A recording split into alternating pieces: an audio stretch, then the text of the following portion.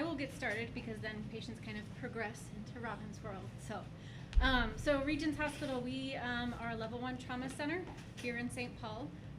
For mental health, we have 120 adult mental health beds. So we are the largest in the East Metro. For adults, we do not have adolescent inpatient level of care. I like to express that, even though you're all dealing with adults, we don't do adolescents. So today I'll talk to you about what happens when a patient is brought to the emergency room, how they're assessed, how we determine what level of care they need, and then what an inpatient stay looks like. I like it to be super informal. This is your guys' opportunity to learn about what hospital level of care looks like. There's always lots of myths out there of what inpatient psych looks like, lots of other terms for it also, so please ask. And I do talk fast, so please also just tell me to slow it down. So a patient comes to the emergency room. They're either brought in by family, case managers, coordinators, EMS, police, whoever that may be. Upon arrival, they're going to be assessed to determine what they're there for. It's for mental health or substance use. We do what's called a team assessment at Regents Hospital, and that means that we see that patient within the first 5 to 10 minutes as a team. So that is the hospital, or that is the ER social worker, a mid-level provider, which means like a physician assistant or a nurse practitioner, and the nurse. So the three of us will assess that patient quickly to determine kind of what they're there for. Is it resources? Is it a medication? Is it housing resources? Or do they need a full mental health assessment?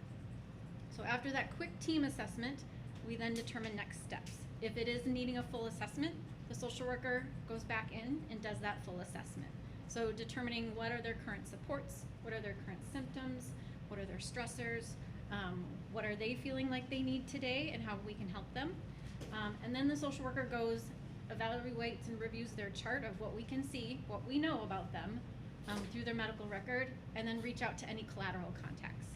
Collateral contacts is huge to us in an emergency room when we're trying to assess what's going on for that individual, especially if that individual is significantly impaired, whether it's due to substances or due to their mental health and they're not able to tell us much. We're going to be reaching out to the community entities to try and find out what we can. So we then take that collateral information along with our own assessment, present that to our provider team, and talk about level of care. So at that point, if we're talking about discharge, that they don't need hospitalization, we will help them to determine what kind of resources would be helpful to them in that current situation and help refer them. If they do need inpatient level of care, then we are looking at our facility. Again, because we have 120 beds, we really just admit to ourselves.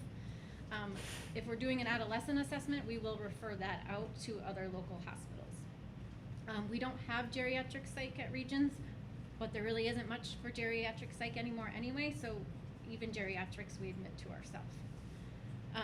So determining level of care is not always the easiest thing, especially when patients are coming in altered. At Regents Hospital, the social workers and our psychiatry team do not see a patient until they are legally or clinically sober. So if they're coming in under the influence of alcohol, we're going to wait until they're under 0.008 before we assess if they're suicidal, homicidal, or psychotic. Because we're not going to do a mental health assessment if they're impaired. Yes? I'm sorry, just before you get too far past it, I just wanted to know, why did you differentiate between geriatric and adult? Because there are some specialty geriatric psych units in the metro, and sometimes we would try and refer out to them. Are we talking just because of like an Alzheimer's type situation? Yeah, so Alzheimer's, dementia, and due to age, putting them in general population can be difficult. So right, there are just straight mental illness situations, then it's just yes. take the adults? It can be either. So really the geriatric psych units are very specialized in their environment, in their staffing, and how many patients they can take. And then they have geriatric psychiatrists who are board certified in geriatrics. So it's a specialty unit. But there's only 2 in the metro anymore, so really we just admit to ourselves. Yeah? So I'm a little confused. So if someone is a senior that suffered from mental health, they would not be considered in your hospital? We would still take them. You will? Yes. It should, then is it the diagnosis or? So again, geriatric psychiatry units is really kind of non-existent. And so Oh. previously, I would say about 7 years ago, we would make referrals to geriatric psych units and see if they had a bed and transfer that patient. But now, because there's just limitation on inpatient beds, we really just admit to ourselves. If a family is very insistent, like, please try United has one, we will try. But again, United is part of Allina, and so they're gonna admit through themselves, not through an external health system. So the beds just aren't there anymore. So again, if we are determining that they need to be admitted, then we will look at our inpatient beds. Before I go to that, do people have questions about the ER portion of the assessment? Yeah. Well, not the ER. So Okay. you mentioned that before you do an assessment, you wait till they're sober. Are they an inpatient at that No, point? so they're in the emergency rooms stabilizing medically and due to their whatever substance they were using. So we medically stabilize them first until we can psychiatrically or do a mental health assessment on them. So they stay in the emergency room? Yes. Okay. Yep. For those patients who are coming in with primary substance use, and they're willing to go to detox, we will look at transferring them over to detox. But detox will not take them unless we've done our mental health assessment and cleared them. They can't be homicidal, suicidal, or psychotic in order to go to detox. So those patients take a little bit longer in the ER, obviously waiting for those substances to come out of their system. Again, it's a lot easier to assess someone's mental health when they're not under the influence.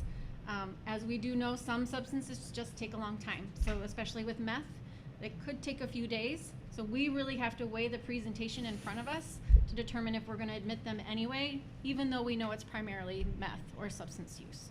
Yes? Is there a VAC that you discharge someone back to their home at if they have primary diagnosis of substance use disorder? Is it above .08? Yes. That Unless he makes a statement of suicidality or homicidality or some other Right. mental health concern, our mental health social workers do not assess him. He would just be medically stabilized with his Right. withdrawal and discharged. So what is the VAC you discharge them at? That's Is it not, very patient dependent. Oh, it's not. There's not like a hard step No. line for that. So some Like patients for the function assessment? fully at like Okay. a point 2.0. Right. Some people are quite impaired and admitted medically at a 0.20. So you could be medically stable and discharged at .20. Yep. Okay. So it's very person dependent, how much they've been drinking, how long they've been drinking, their metabolic, yeah. Everyone processes alcohol very different. Yeah. So as we talk about inpatient, so again, most of the clients that you're working with, because this is a group that's working with real 20s, correct? Yes. Are coming in with primary mental health issues. So our inpatient units, again, we have 120 beds, so 6 units. And each unit has a little bit of a different aggregation model, which means we try to admit patients based on their functioning and based on where they would fit, and then also based on where beds are. So our first floor is Northeast 3. That one was just opened a year and a half ago. So when we built our building at Regions 10 years ago, we built an extra unit and shelled it out because we knew we would need more mental health beds in the future. So that just opened at the end of the pandemic for an additional 20 beds. That is a general psychiatric unit, Northeast 3. Northeast 4 is our psychiatric ICU. So that is the unit where we have 2 jail cells, and that is our unit where we have our forensic patient population, those who are most aggressive, most violent, higher staffing there with our MHTs, our nursing, and our provider team. 5th floor and 6th floor are also general psych units. Anyone can be admitted there with bipolar, psychosis, depression, anxiety, developmental disables, dementia, you name it, anything can go there.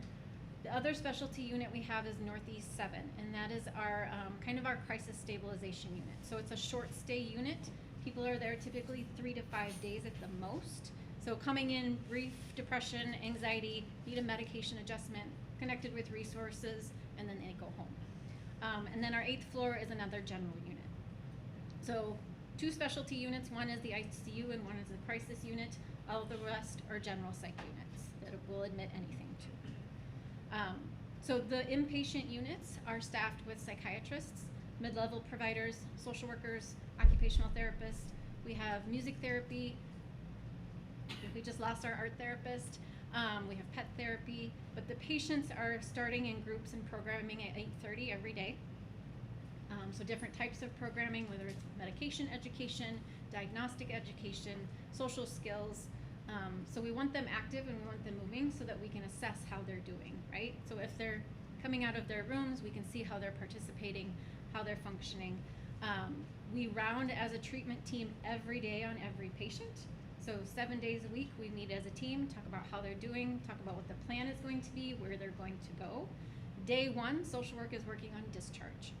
So before we even know much about them, social workers are going to be looking at where are they going to go from here. The average length of stay on an inpatient unit is 9 days. So we have patients that stay a lot less, we have patients who stay a lot longer. But that is our average building-wide for Regions.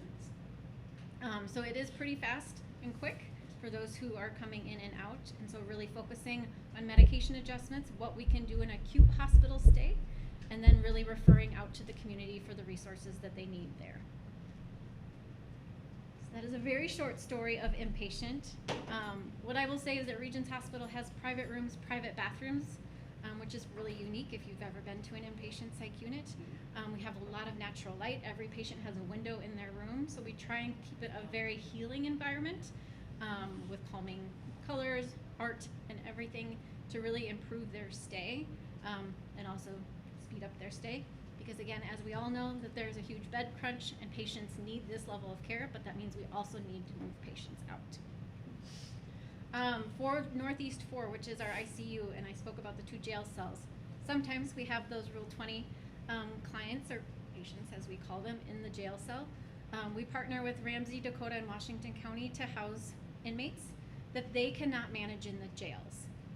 So whether they are not getting enough psychiatry support or whether the patients are refusing to take medications, they can come to us, and it is truly a jail cell. It looks just like the LEC or anywhere else. They do not have access to our programming. They do not have access to that therapy support. They are truly in a cell, seeing a psychiatrist once a day, and that is it. Sometimes the patient then realizes what it's actually like there, and they'd rather go back to jail, because it's pretty much like solitary.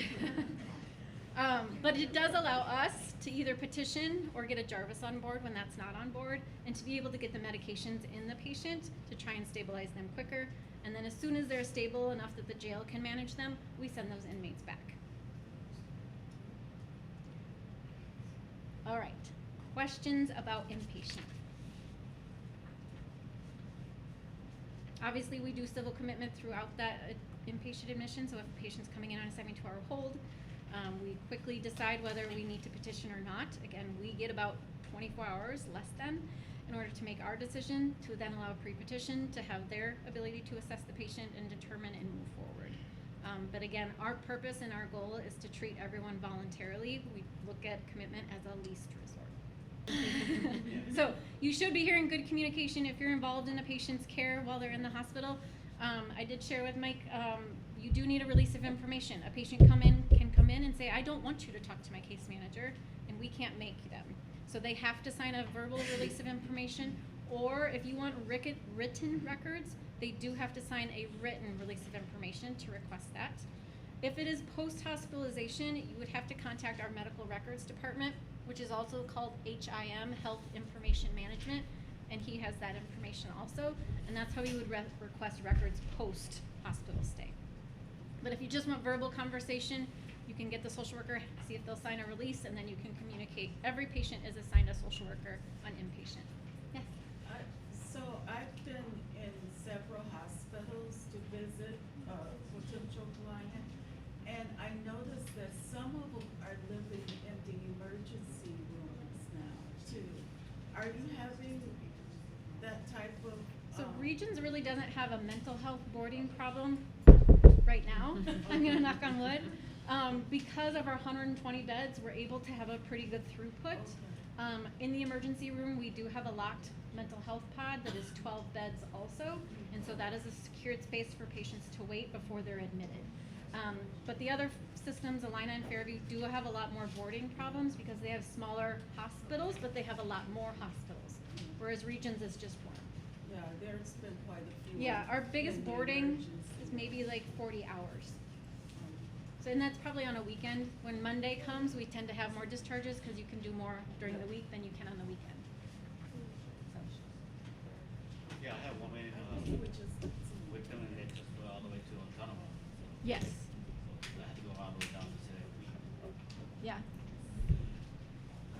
Any other questions? Otherwise, I'll hand it off to Robin and I'll pass these around. I have one Yeah. question, or maybe a statement, or question. How important is it that case managers come to visit their clients while they're in the hospital? Very. So again, we know that individual based on their presentation with us today and during their brief stay, but you know them best. And so we want to hear from you. Are they at baseline? Does this look like they're doing well? Otherwise, we are going with what we see and what the physicians feel is appropriate, and sometimes we will discharge what you may believe is prematurely, but again, without further information, we can only do so much at an inpatient level of care. And again, due to the resource in embeds, not every patient is going to look 100% at discharge. That's why we're referring to another level of care. How easy is it to get the data from before they were admitted in the hospital? So Like- Epic is our medical record system, and most all health systems use Epic. So if they were at Fairview 2 days ago, we can see that. If they were at United, we can see that. If they're out of the metro, it's a little bit harder depending on the health system, but usually we can access their previous medical records. This video is brought to you by Ramsey County Social Services and was made possible by a Mental Health Innovations grant. Thank you.